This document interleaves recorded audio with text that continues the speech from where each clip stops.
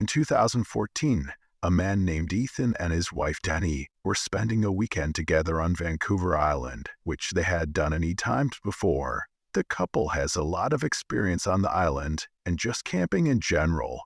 Vancouver Island provides an optimal camping setting because of its mix of scenic beaches and dense forest.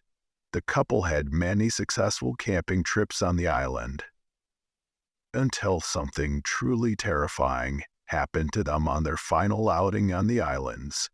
Ethan and Danny were far from any roads or civilization, enjoying the solitude. They set up camp on a beach a good distance from anywhere and kept afar, going to get to the trail. Leaving the beach was a kilometer along the beach and 2 kms the road through the forest. The couple had met another camper named Leon from New Zealand, who they ran into earlier that day on the beach. Leon was planning on sleeping in his van, which he parked back up on the road. The couple invited him down to the beach, fair fire, and the 3 shared a bottle. Wine talked amongst themselves around the fire. This is where things started to get a little creepy. The sun was starting to go down by this point, and the trio kept hearing what sounded like female voices from behind them in the bushes dividing the beach from the forest. It wasn't too dark out yet, though, so it was still possible that they were just other hikers or campers nearby, or even a group who anchored offshore, and the sound was just bouncing in a weird way. All 3 of them could agree that they were hearing female voices, though. On that, no response. Was getting late and a little dark, so Leon said goodbye and set out to hike back to his car before it was too dark. Ethan and Danny stayed by their campsite and stoked the fire because Danny was starting to get creeped out by the voices, which continued on into the darkness. It sounded like 2 female voices speaking, but whatever that was being said was unintelligible. It sounded to the couple like the voices were not far beyond the tree line. Now, they stayed up very late tending to the fire, and only when the voices had finally stopped, they decided to put out the fire and go to sleep in the tent. Before doing so, the 2 had scanned the code with a flashlight several times, looking for boats that could have been the source of the talking, but there was nothing in sight. It was around 3:00 a.m. when they lay down, finally ready to catch some shutty. But about 15 minutes after they lay down, Ethan and Danny heard footsteps already around their campsite over by where the fire was. They came from the direction of the bushes, toward the inland behind them, a direction that was not traversable by people. The couple lay there, hoping it was just a bear or any animal, because the only bears on the island are black bears, which usually are very timid around people. The footsteps went from the fire, then over to the tent, then back into the woods. 5 minutes later, the footsteps came back again to the fire, and now, clear as day, there were 2 female voices talking gibberish very loudly. Their communication was neutral-sampling any languages known to Ethan or Danny, and they seemed to be talking over each other, having what could barely be considered to be a conversation at full volume.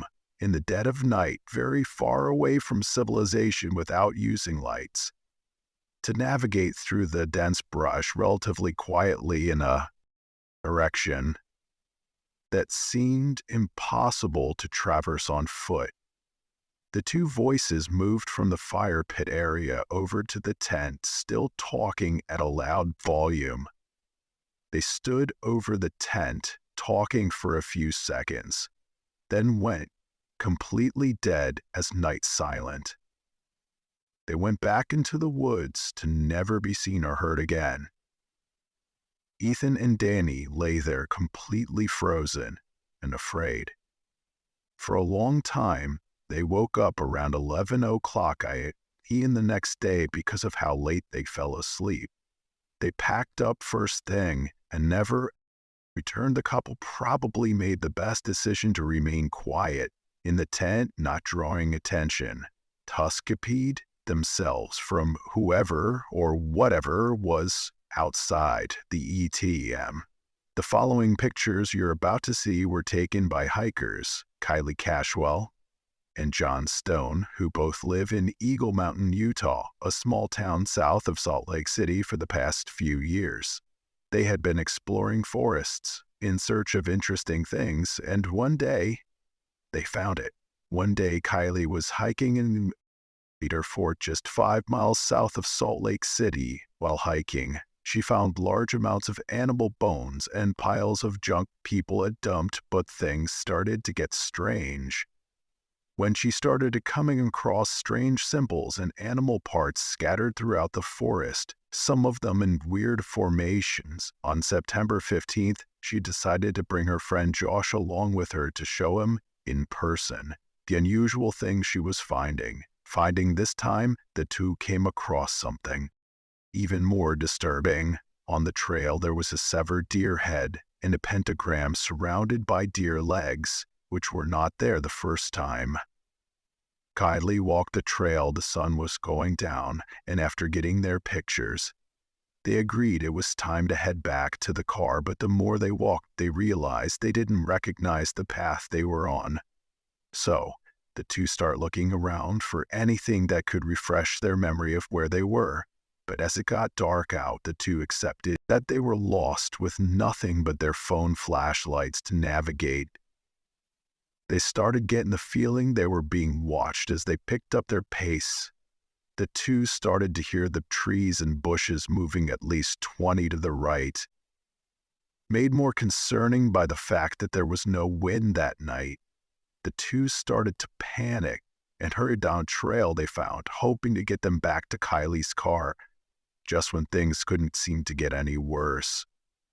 Kylie and Josh heard a scream, so deep and horrific that it sounded neither human nor animal. The two sprinted down the trail, Kylie making a conscious effort not to look back. But Josh did, and Josh claimed to see a large black figure on the trail behind them, too big to be a human. The two made it to the car by some stroke of luck, losing whatever was chasing them. So they left the forest and went straight home. Upon doing research, Kylie found documents of common cult practices reported in those woods as well. Numerous murders and disappearances thought up in the area throughout the years, like Ethan and Danny in the first story. Kylie has not returned.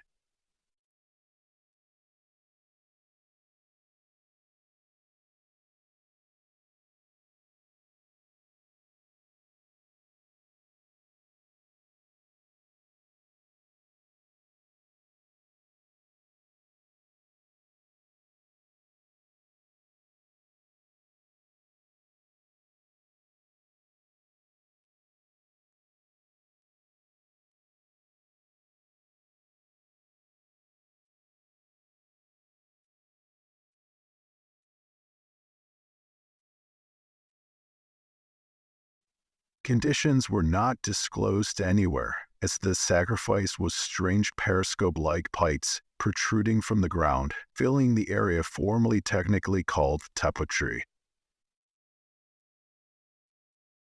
Either brave or foolish, they decided to investigate. Further, they discovered a doorway hidden behind several bushes covered by a large wooden lid. What they found hidden beneath the ground is a pretty disturbing piece of history. The doorway led to a huge abandoned army bunker. There were several tunnels leading off in different directions, which intersected a long central corridor.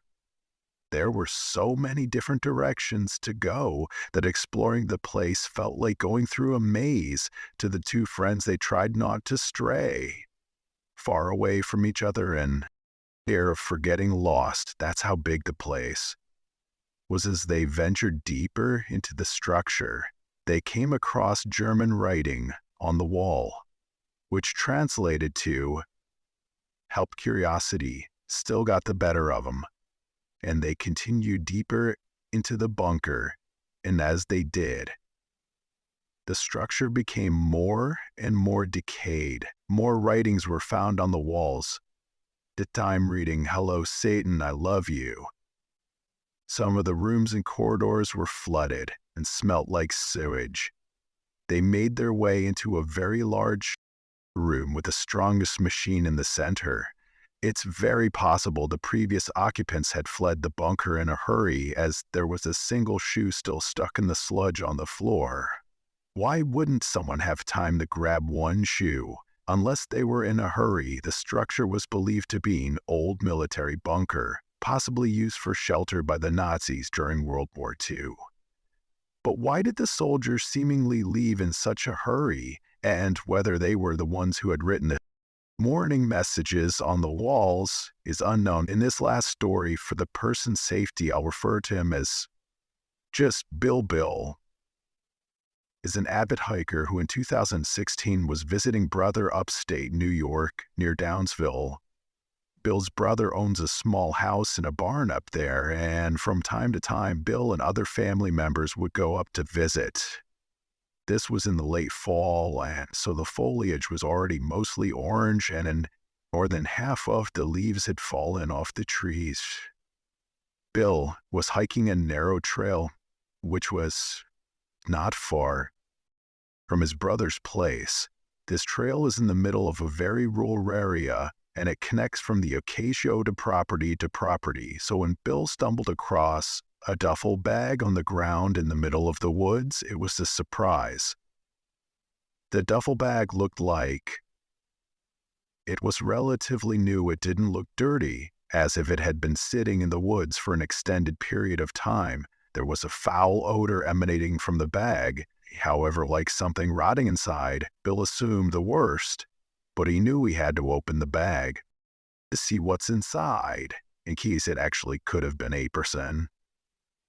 He was building up the courage to open the zipper to the bag, but before he could, he heard footsteps approaching from off the trail and a voice saying, "That's mine. Please don't touch it." A large man in a dirty jacket and jeans was quickly approaching from the woods and grabbed the duffel bag off the ground. The two exchanged looks for a moment. Bill told the man he assumed the bag was forgotten by someone, and that man told him he was storing his kill from his haunt in the bag. Even though Bill is a hunter, he knew its standard Tosa cooler for storing fresh kill. Note a duffel bag of all things. This Alsau wouldn't explain. The foul smell so soon. Usually dead bodies only start Tosa only after a few days, not right after death. So he apologized and continued walking down the trail with a little more speed in his step. It's likely Billis knew then, noticed Bill's nervousness because he heard the duffel bag get dropped on the floor as he was walking away, but Ash looked back. He didn't see the man. Lee and Nerf slowly continued along the trail, taking out his phone to try to call his brother for an emergency pickup either road, but he didn't have any reception in the woods. All he could do was press forward and avoid crossing paths with that man again. But as he continued on, he kept hearing leaves scrunching from not far behind him. Anytime he'd look back, the coast seemed clear. But eventually his fear that he was being followed became real. He saw that man following him in the distance, in a stalkerish manner, hiding behind a tree. Without thinking, Bill started torn as fast as he could down the trail. He knew he was being followed, without even looking back, because he could hear the leaves being crushed for not too far behind him. Bill came to an abandoned-looking property with overgrown grass, and having grown too winded to continue running, he attempted to enter to the old house through the back door and was able to get inside. Bill hid under a cut in the first bedroom he found, and he heard the back door open again. followed by heavy footsteps moving in a hurry. They went from room to room, and Bill could hear the man's heavy breathing from also being out of breath. The man's footsteps came into the bedroom just for a second and left right after. He didn't look under either of the two cuts. Bill heard the back door to the house open and slam shut again. But Kelly under the cot for another half an hour, not taking any risks. He only got up when he realized it would be dark soon and he needed to get to a road to call for help. He proceeded to leave the house and run down the dirt trail by the house that was most likely once used as Adraway, which led him to a road from here.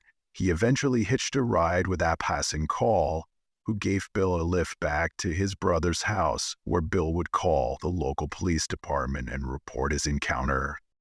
Given the severity of the case, police would show up the house to get a more detailed description of the man's face, the location it happened, and other information, though it was never technically confirmed what was in that duffel bag.